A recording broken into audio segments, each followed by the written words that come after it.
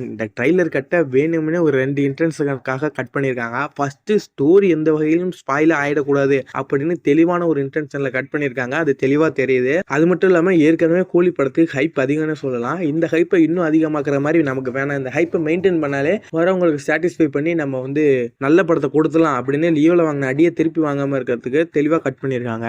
And இன்னொரு முக்கியமான விஷயம், இந்த ட்ரைலர்ல சில இடங்கள்ல மட்டும் தான் பிளட் வருது. ஆனா வரதெல்லாம் பிளட் தெரிக்குது. இந்த படத்துல ஏ சர்டிஃபிகேட் வேற கொடுத்துருக்காங்க.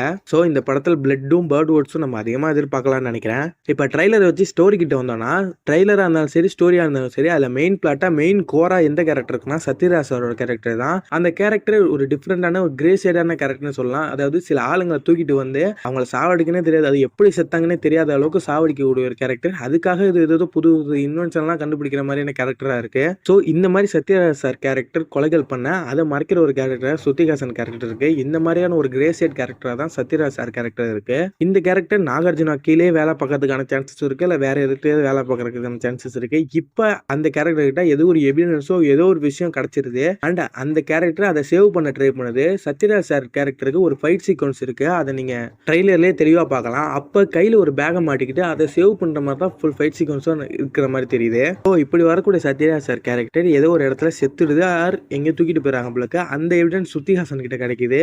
இப்ப இவர் இறந்த விஷயம் உபேந்திராவால சூப்பர் ஸ்டாருக்கு தெரியற மாதிரி இருக்கலாம். அது அல்லது ஏதோ ஒரு வகையில சூப்பர் ஸ்டாருக்கு தெரிஞ்சு திருப்பி நண்பனுக்காக திருப்பி வந்து இப்ப ஸ்ருதிஹாசன் கேரக்டரையும் அண்ட் அந்த எவிடன்ஸோ ஆர் சம்திங் அதை சேவ் பண்றக்கூடிய ஒரு கேரக்டரா, அல்லது சத்யராஜ் எப்படி செத்தாரு இன்வெஸ்டிகேஷன் பண்ணக்கூடிய ஒரு கேரக்டர் மாதிரி தெரியுது. சத்யராஜ் கேரக்டர் எந்த அளவுக்கு மிஸ்டீரியஸா இருக்கோ அதை விட மிஸ்டீரியஸா இருந்தது அந்த தேவா மேன்ஷன் தான். ஃபர்ஸ்ட் தேவா மேன்ஷன்ல தேவாங்கிற கேரக்டரே கிடையாது.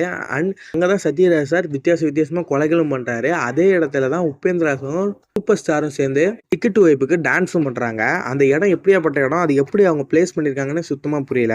ஸோ இந்த டெத்துக்கு அப்புறம் தேவாவோட ரிட்டர்ன்ஸ் இருக்கு.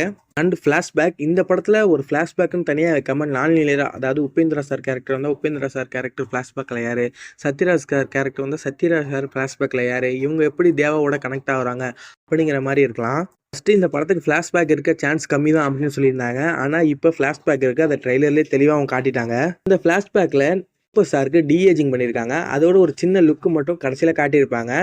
அந்த சூப்பர் ஸ்டார் கேரக்டர் வந்து ஃபைட்டும் பண்ணுற மாதிரி ஒரு ஃபைட் ஆக்ஷன் சீக்வன்ஸும் இருக்கு. ஃபிளாஷ்பேக்கில் தேவா கேரக்டர் ஒரு கூலியாக தான் இருக்கு. அவர் கூட சேர்ந்து தான் உபேந்திரா கேரக்டரும் இருக்கு. இவங்க 2 பேரும் சேர்ந்து ஒரு ஃபைட் சீக்வன்ஸே பண்ணுற மாதிரி இருக்கு.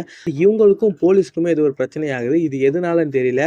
ஒருவேளை கர்நாடகாவில் இந்த பசங்களாம் வரும்ல, அதுலேருந்து லக்கேஜ் ஏற்றுற ஒரு கூலியாக இருக்கக்கூடிய Deva character, Upendra character, Sathyaraj character கூட இருக்கலாம்.